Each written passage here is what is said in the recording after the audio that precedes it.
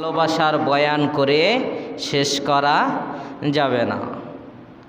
আমি আপনাদের এখানে আসার পর এক এক সময় এক একটি বিষয়ের উপরে নবীর ভালোবাসা নিয়ে আলোচনা করেছি, কিন্তু কোনো দিন কি আলোচনা শেষ করতে পেরেছি? না না। আপনারাও আগ্রহে থাকেন যে হুজুর আলোচনাটা শেষ করবে, কিন্তু হয় না। এটা আপনি বললে হবে কেমনে?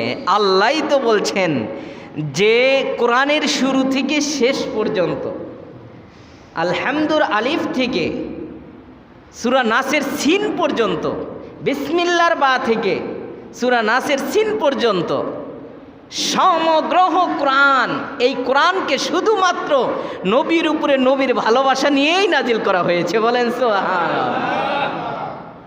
একদিনে সূরা ফাতিহার তাফসীর করে শেষ করা যাবে? শেষ করা যাবে না। তাহলে নবীর জীবনী, আদর্শ, কালচার, শিষ্টাচার, ভালোবাসার বয়ান একদিনে শেষ করা সম্ভব? আমার লাইফ নয়, আমার পরে প্রজন্ম যারা আসবে তারাও যদি তাদের জীবদ্দশার থেকে শুরু করে মৃত্যু পর্যন্ত, কিয়ামত পর্যন্ত আমার নবীর প্রশংসা চলতে থাকে, কিঞ্চিত পরিমাণ নবীজির প্রশংসা শেষ হবে না। বলেন না সুবহানাল্লাহ। আমরা ধারাবাহিক আলোচনায় ছিলাম নবীজির ভালোবাসা নিয়ে আলোচনা। আজকে যে ভাইরা আসতে পারে নাই, দুঃখ যে অনেকে আসে এমনি আসে না, কিন্তু ভাই আমার মাইকের আওয়াজ যতদূর যায় আমি বলি যে এই দিন দিন নয়, দিন শেষ হয়ে যাবে। দিন কি হবে? শেষ হয়ে যাবে। আপনাকে আমাকে একদিন অন্ধকার কারাগারের, অন্ধকার কবরের বাসিন্দা, ঠিক কি না বলেন? আপনি বালিশটা মাথায় লাগানোর পর একটু চিন্তা করবেন আমি কি করি। আমার উস্তাদ একটা এক্সাম দিয়েছিল, উদাহরণ দিয়েছিল, বাবা তোমার হাতের যে ব্লাড আছে, রক্ত, রক্তটাও তোমার না, রক্ত তোমার না।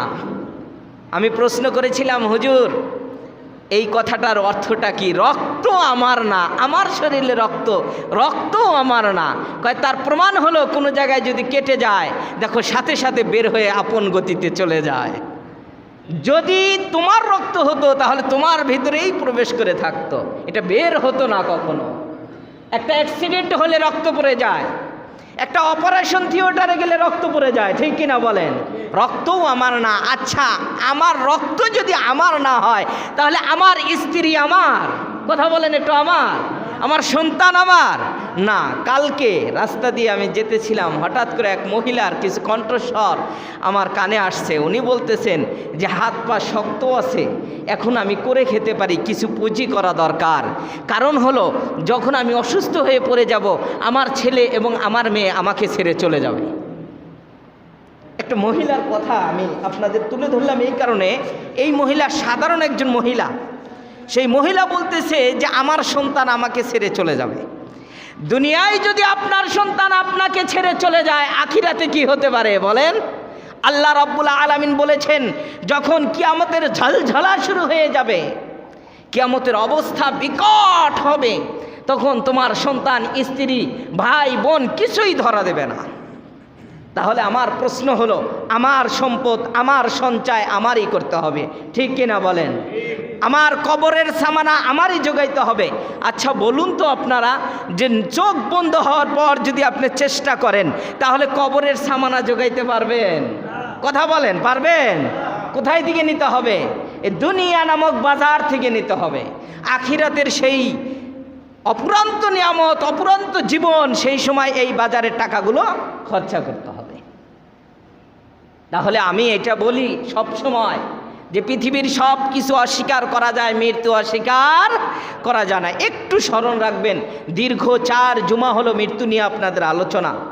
আল্লাহ রাব্বুল আলামিন বলেছেন, তুমিও মরেছো, ইন্নাকা মাইয়িতুন ওয়া ইন্নাহুম মাইয়িতুন, তুমিও মৃত্যুশীল, তোমার যারা পূর্বপুরুষ পরে যারা আগে আসবে সবাই মৃত্যু, সবাই মরণের স্বাদ ভোগ করবে। আর এই মরণটা এমন জিনিস, পৃথিবীর সব মজাকে ধ্বংস করে দেবে, এমন একটা জিনিস নবীজি বলেছেন। তো আমাদের আলোচনা ছিল আল্লাহর নবীর লাশ চুরি নিয়ে। নবীজির লাশ চুরি করেছিল, আর এইটার জন্য হেফাজত করেছিল নুরউদ্দিন জঙ্গি, বাগদাদের একজন বাদশাহ। এখন নবীজির লাশ হেফাজত হয়ে গেল, নবীজি চলে গেলেন। আজকের আলোচ্য বিষয় হলো আবু বকর সিদ্দিক বাদশাহ হবেন। কিভাবে বাদশাহ হলেন এবং পৃথিবী থেকে চলে গেলেন। আবু বকর সিদ্দিকের পরিচয় আপনাদেরকে দিয়েছিলাম যে আবু বকর সিদ্দিককে